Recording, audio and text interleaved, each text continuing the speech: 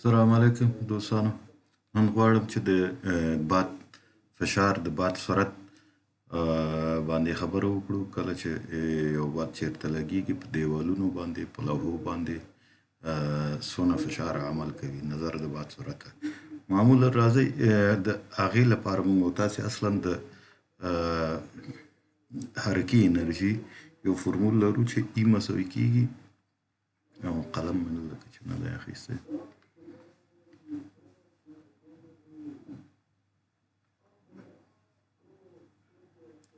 چې بیا لکه چې نه دی راغلی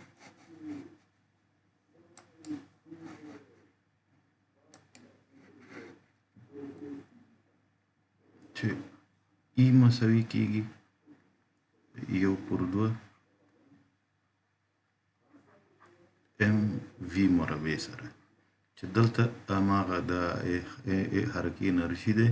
یو پر دوه ثابت قیمت دی. ام د هماغه جسم کتله دی. وی د جسم سرعت دی چې څونه سرعت لري. نو د باد لپاره موږ داسې کولی شو چې ولیکو چې پی د باد فشار مساوي کیږي یو پر دوه د ام د کتلې په ځای رو لیکو چې رو د باد حجمي د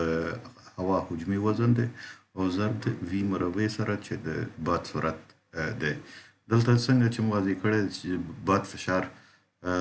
په پاسکال سره دی. رو د هوا حجمي وزن دی په کیلوګرام فی متر مکعب سره چې دا رو مساوي کیږي 1.225 کیلوګرام فی متر مکعب باندې. وی د باد سرعت دی په متر فی ساعت باندې د ثانیه باندې.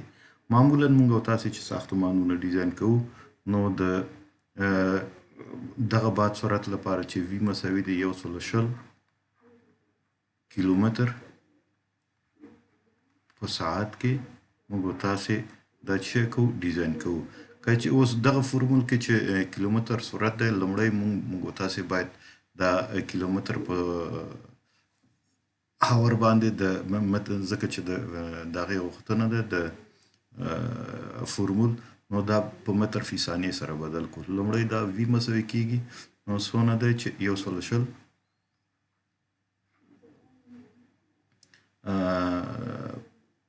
120 کیلومتر دی په ساعت باندې هاور باندې. دا مساوي کیږي د یا دا دې سره ضربو چې د کیلومتر په ځای زره لیکو یعنی زره سره ضربو او د په یو ساعت کې 3600 ثانیې ځایږي چې دلته دا مساوي کیږي. راځئ اوس دا کالکولیټر باندې وګورو چې څونه راځي. نو 120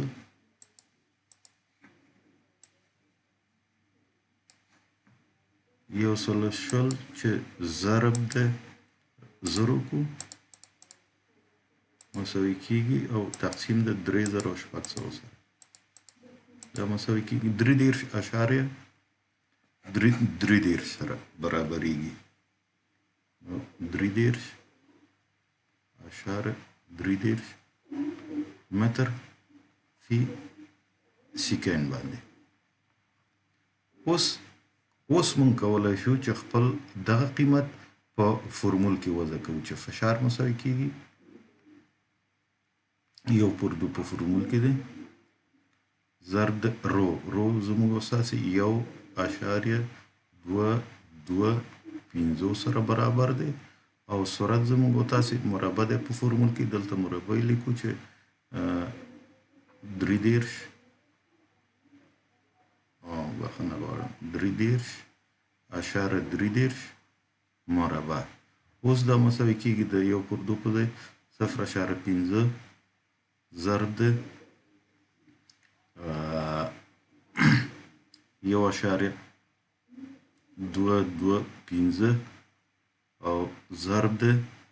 مربع زموږ ستاسې د 33 مربع بیا به راځو دغه کې لیکو وګورو 33.33 همدا ضرب د 33.33 دا مساوي کیږي 1111 یولس دا هغه چې وایي چې 11,011 ولیکه هغه خبره باندې راغی نو دا یو اشاره یو دی او که نه و دا اشارې بیا به وګورو خیر دی نه اشاره نه لري نو خلاص هماغه دغه شو ښه اوس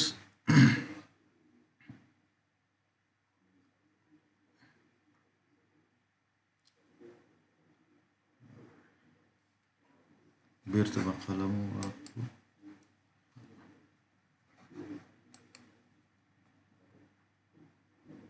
یولس دا اصلا شو پاسکال یو پاسکال مساوي دی د 1 نیوټن فی متر مربع سره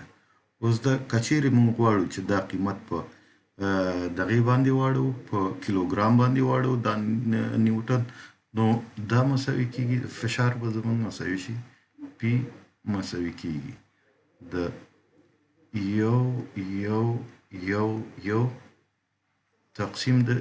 9.1 باندې دا چې تقسیم کو هر څونه چې وته همدغه شی تقسیم دی 9.1 نو دا مساوي کیږي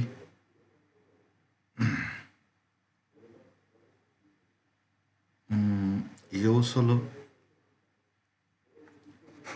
قیمت دومره زر تختی 114.15